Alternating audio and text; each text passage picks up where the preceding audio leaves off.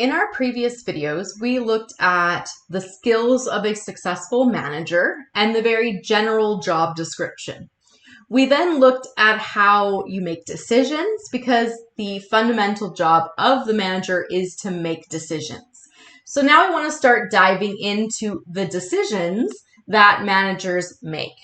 So one of the first decisions you have to decide is what type of business do you want to own, run, or work for. So whether you're an entrepreneur starting up your own business, whether you are going to be moving up or entering into a management position, what type of ownership model do you want to be a part of? All right, so there are different types of business ownership and there are different sizes of businesses. So you might work for a micro enterprise. That is, you have less than 5 employees. So if you are just starting up your own business, it might be a micro enterprise. Small businesses are 1 to 99 employees. 98% of businesses in Canada are small businesses. Maybe you're a medium business, so 100 to 499 employees. Just less than 1% of Canadian businesses fall into this medium category. And the rest of businesses in Canada are large, 500 or more employees. So the size of your business might determine the type of ownership. But you could also decide as you're starting up a company or looking to work for a company, what type of business ownership do you want to be a part of? So the first one we're going to look at is a sole proprietorship. This is where the business is owned and run by one individual. The benefit of this, of course, is that you have control over what happens within the business. So all the profits are yours, the decisions are yours. The downside, of course, is that if the business doesn't do well, all of the risk, the liability is all yours as well. So any debts and obligations the businesses have come out of your own personal money. It can be difficult, though, if you have a sole proprietorship to attract high caliber employees. So others might look at it and be like, well, if this is just a one-man show, how do I know it's going to be here long term, that they're going to be able to provide me the benefits and stability that I am looking for? So it can be difficult to then recruit skilled people to be part of your organization. If you are a sole proprietorship, then because all of the risk and all the reward goes to you, the individual, you pay the taxes for both the business and your income. So in other words, you pay self-employment tax. In 2022, the self-employment tax in Canada was 10.5%, and in the US, 15.3%. So there is that tax component there, but it also means that any losses for the business can be written off, reducing your tax implications for you, the individual. Before I go on, though, just one more piece here is that having a sole proprietorship, one of the challenges, in addition to those high caliber employees, is that it can be difficult to obtain funding for your business ideas because it is so dependent on you, the individual. And so often if you're creating your own sole proprietorship, often it's a personal loan. You're getting to start up your business rather than more the corporate loans. You could have a partnership, so 2 or more owners, and here the individuals will share the profit and they share the risk. So if anything happens to the business, then both are responsible. It has the same tax implications as the sole proprietorship in terms of that self-employment income. The other piece here is that it's very important to have clear roles and responsibilities. So who is going to do what? Because ultimately your lenders, they don't care whether it's you or your partner who didn't do what they were supposed to do. Collectively, you are responsible. And so it's very important that you have those clear expectations, that contract laid out between you and your partners as to who does what, who's going to be responsible for what. It's also important to have a dissolution plan. So what happens if one of the partners leaves, dies? What happens to the organization? How do you ensure that the business lives on? So we talked about the sole proprietorship. We talked about the partnership. You could have a hybrid in between, which is a limited liability partnership.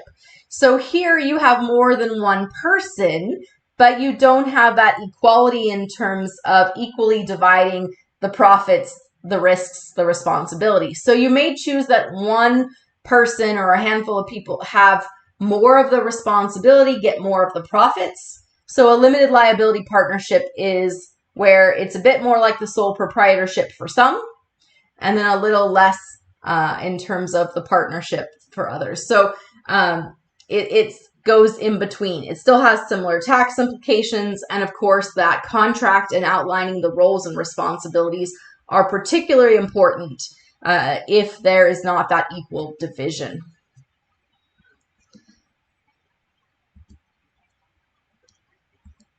The next one we want to look at is a corporation. So the corporation, the entity, is separate from the owners. The benefit of this, of course, is that it is seen as more stable, more permanent. It lives beyond the people that are involved. And as such, it is seen as less risky in terms of being able to raise money, get loans. You also have the ability to do things like issue stocks. So it's easier to gain funding. However, it's more costly and challenging to set up. There's a lot more contracts and paperwork to create it itself. If you have a C corporation, then there's no self-employment tax like with the other ones. Your company pays income tax, and the employees, of course, pay their income tax. Comparatively, an SCorp is where it has that pass-through when it comes to taxes. So the employees pay income tax, the shareholders pay tax as well. So likely your company, the people who are shareholders are the ones who put money in, who are maybe some of the original owners. Maybe they also work there. And so there is that 2 times tax like you see with the proprietorship and the partnership. Now, when it comes to an SCorp, there are some restrictions on whether or not you can be an SCorp. And I'm just going to pull up a little Word document here on the side. And let's just make a list. So there are some restrictions. If you are an SCorp, you have to have less than 100 shareholders. You can only have one class of stock. We're going to talk in later videos about different ways to fund your operations. So we have common stock, we have preferred stock. You can only have common stock if you're an SCorp. You can only have domestic owners.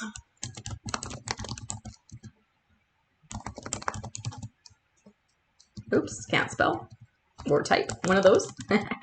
Both of those. And your shareholders must be individuals.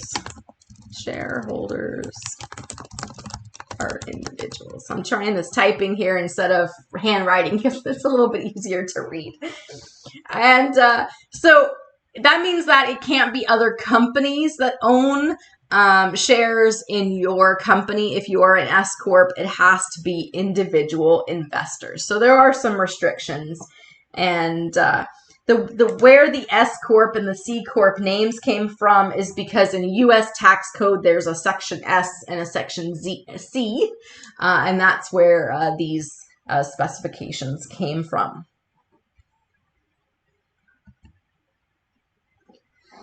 Now, we talked about partnerships. We talked about different types of corporations. There is one that's in between called the Limited Liability Corporation, or LLC.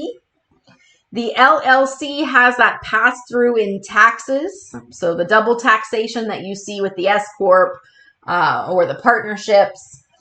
But it doesn't have restrictions like the SCorp. So you don't have a restriction on the number of shareholders. When it comes to that limited liability corporation. So a limited liability corporation acts a little bit more like partnership than the C corporation or the S corporation.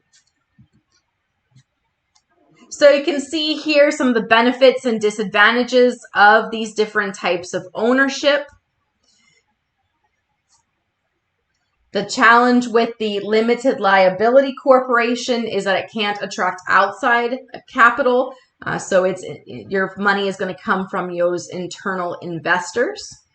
The benefit of the SCorp, the limited liability corporation, the SCorp is that more limited liability, as we state there, in terms of if something happens to the organization, the company has the ability to default, to claim bankruptcy. It doesn't mean that your personal house and assets have to be forfeited as part of that. So the sole proprietorship, the partnership, the limited partnership, those have more control among a small number of people, but it's harder to get funding.